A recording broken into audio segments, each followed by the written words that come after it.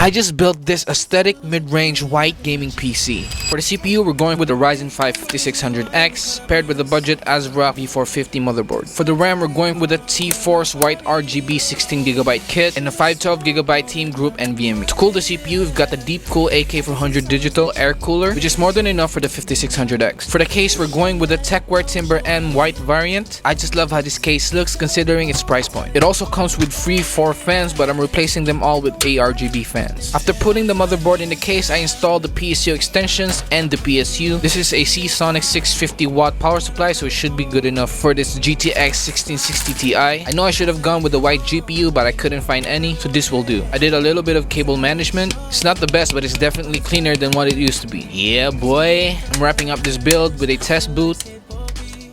I'm finishing the build with a satisfying peel.